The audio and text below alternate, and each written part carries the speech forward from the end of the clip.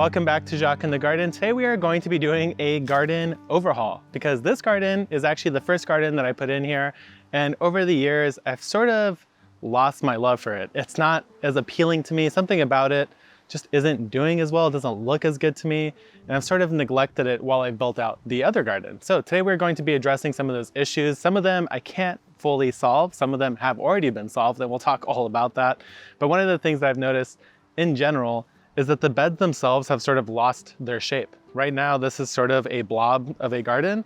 This bed is not as big as it should be, really, and it's not even growing very well. So we're going to be addressing the soil, doing some work on it, fixing up the beds a bit. And I'm also going to be entirely remulching this garden with wood chips instead of straw, and we'll talk about that as well. So the first thing we're going to do, though, is clear this bed out of plants and talk about setting up this bed to the right size and shape that I actually want it to be in. This bed is a pretty good example of the overall issues that I'm having. This kale has not been in here very long, and it's already starting to bolt when it shouldn't really be experiencing any major stress. It hasn't been that hot, it's on drip irrigation. So what is going on here to cause these issues? I'm not entirely sure. But what I do know is that when I did a soil test across here, the organic matter content has been very low. I haven't done as good of a job as providing more organic matter here, either in the form of compost or something else. So I am going to be working on that today as well. One of the things I want to do is actually chop down all the material growing in these plants and drop it right back into these beds. We're also going to be piling it with some of the straw that we have here. We might as well make use of it since I'm going to be burying a bunch of this pathway in wood chips after we rebuild this. So let's go ahead. I'm gonna basically just chop this up as best I can, and then we'll move on to the next step. I actually just remembered that I have a ton of compost that I really need to use so I could turn my pile. So instead of chopping and dropping this, I will be composting this. And instead, I'll just be bringing over some of my already finished compost that I've been making here from vegetable scraps from my garden. Now, if you watched my soil testing video, you might have heard me discuss that I have run into high phosphorus levels and potassium levels, which I've associated to actually using manure-based compost. And that is why I'm pointing out the fact that I want to make sure I'm using my own compost that's just made out of simply vegetable scraps and carbon. So one thing you'll notice about my compost is that it's full of life. I see a lot of little isopods here. There's a worm right there. It looks like there's another worm over here. There's still chunks of like eggshells, for example, that haven't fully broken down. And there's always a little bit of perlite because I will often compost like old seedling mix that I don't really know what to do with. I'll just go ahead and throw it in my compost pile. And there's of course some bigger chunks of material that have just sort of worked their way in to the homemade compost. So this is going to be a great material. This should help boost the soil fertility and life of the soil right behind us. Now that we have removed all the plants from this bed, it's time to reshape it. Over the period of time that I've been sort of neglecting this garden, this bed has sort of spilled out and become an amorphous blob within my pathway system. So originally it was supposed to be about 36 inches in width. And if I look at it right now, it's basically the only area I'm planting in is across 28 inches. So I've definitely lost some space on this bed. But what I want to do here is start thinking about the future restructuring of this garden. So I'm going to go to the edge over there where I have a skinny little bed planted, and I want to now isolate at least 2 feet of space for that bed. So right here is 2 feet away from that, which gives me a little bit of a walkway. So if I was going to shift this bed over, I'd be entirely comfortable actually bringing it over a couple of inches. So right here is 2 feet. I don't want to quite go there because I do like a little bit of buffer here. So I'm going to go to 30 inches away from there. So let's go ahead and project that up here on the corner of this bed. So there's going to be corner number 1. Come straight back here. Corner number 2 is roughly going to be right there. I'll probably remeasure it just to be safe. And then now if I'm thinking I want to be 3 feet from that, so there's 30 inches, my next position is going to be at 66 inches, which is exactly 3 feet. So I don't have to actually do much over here. The edge of this bed is essentially in the right spot. Mostly I'm going to be expanding that way. So what I'm going to do now that I know that is probably shift that drip section over a teensy little bit, and this one will be just fine where it is. The next thing to do is actually pull these drip lines back so that they're out of the way, covered in compost, fork it all, to aerate it, to allow compost to work its way down, and to just build up that organic matter in this bed. Now I know this doesn't look good right now, but hopefully by the end of this project, it will look quite nice. The next thing I want to do is actually broadcast some separate compost just over the surface of the entire bed itself, just to give it a more cohesive look, really. It's not really to add the compost at this point. At this point, it's to draw the line and say that this is indeed a garden bed. Besides just simply covering up this bed so that it's obvious that it's a garden bed, I also want to try to cover the straw as best as I can. This will aid in its decomposition. If it sits on the surface, it will break down, but it's not going to fully break down. So I want to cover it as much as I can here. So now it's looking a little bit better. It's still not quite there. It's not going to look great until the very, very end, but let's get this drip irrigation back on, see if we need to do any changes, and move on to some other sections of this garden, which definitely need some help too. One of the hardest things for me personally to do is to remove plants that are growing, especially plants that are still alive and flowering. Now, actually, no matter what, I'm going to leave these straw flowers because I love straw flowers, but everything else behind me over here, all of this is going to be gone. The main loss is going to be some of my golden beets there, which I was really looking forward to, but I'm just going to have to walk away because this is so liberating that I want more space to plant my true summer crops. So all of this is going to come out. This chard is already flowering, so I'm not too worried about it. No big loss. And I have more of it in other parts of my garden. So I'm going to do this one really fast. And then we've got a much bigger project to work on right back there. And here are some baby golden beets that at the very least will be good for dinner tonight. Got cabbage. This one's going to the chickens because it's all sorts of jacked up. I think it's full of slugs, which can't, oh yeah. Ugh, disgusting.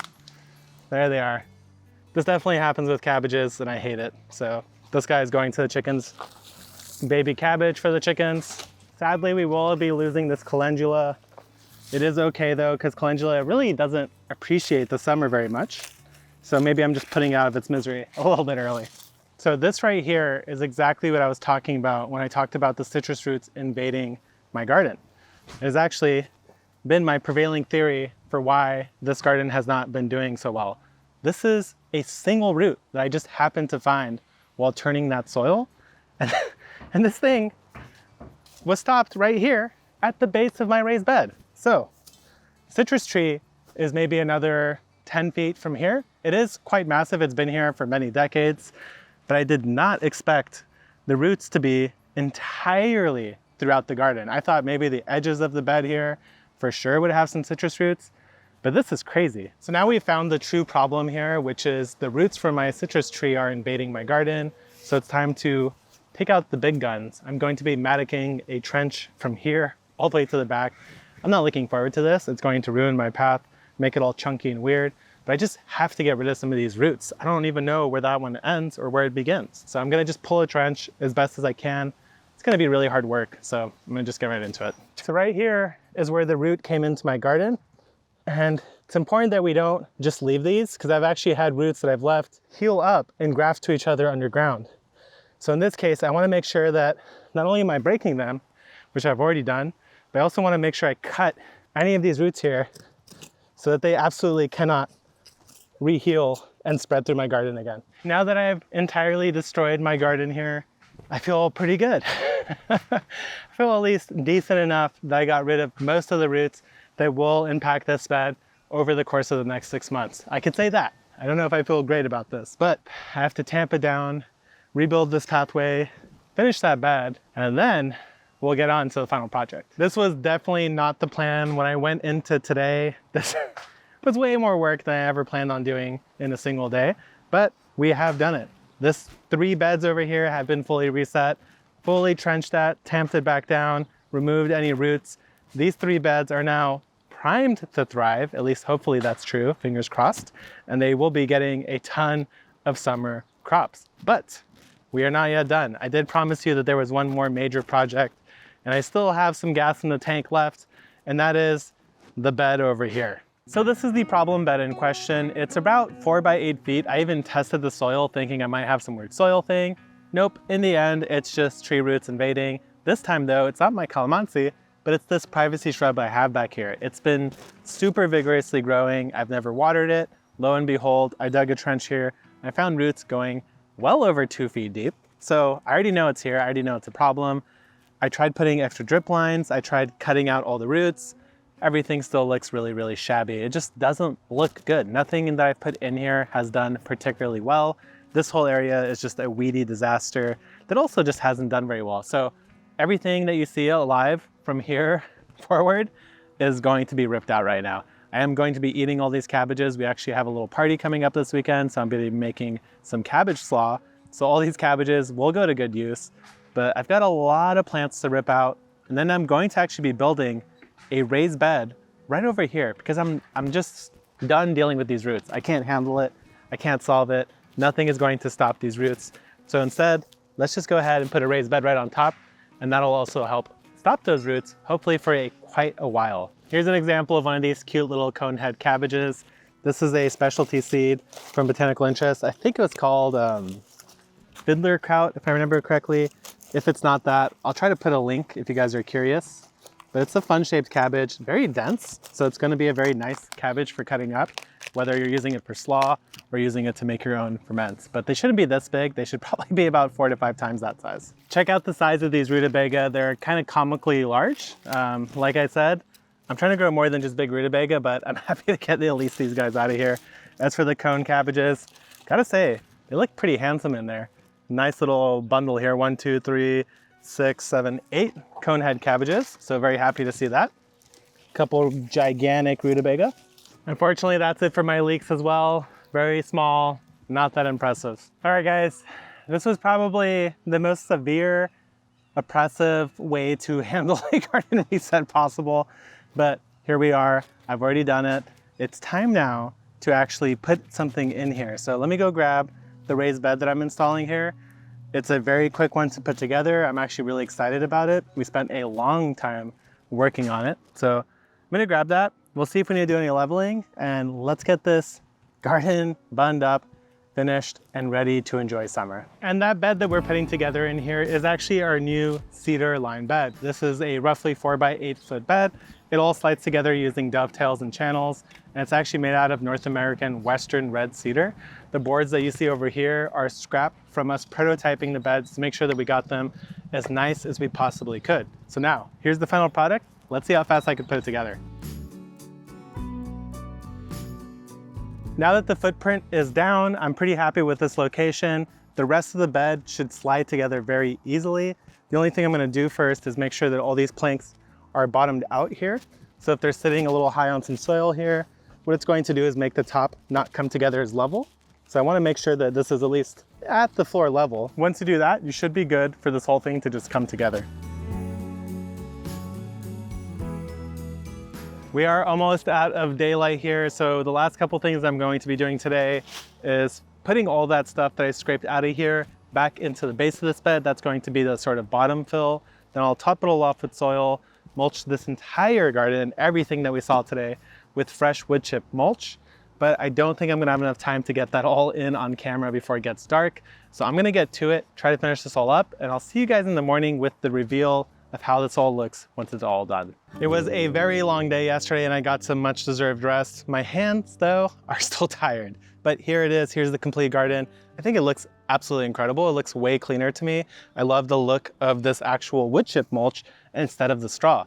Now I will talk about this more in the future, but basically I'm pretty sure that some of the straw I bought in the past, which I did not test as I show in my other video about straw and whether it's safe, I think some of it was actually contaminated because I've never been able to grow beans in this garden. But then when I got the new raised bed garden over there, I planted beans and it was an incredible crop. So I know it's my soil and it's not anything else like the conditions, the weather, the seed. And so that is why partially I'm switching over to wood chips. The other thing is I simply like the look better. I think on camera it's a little bit easier on the eye. The straw is super reflective, which makes it hard for me to actually shoot videos in here.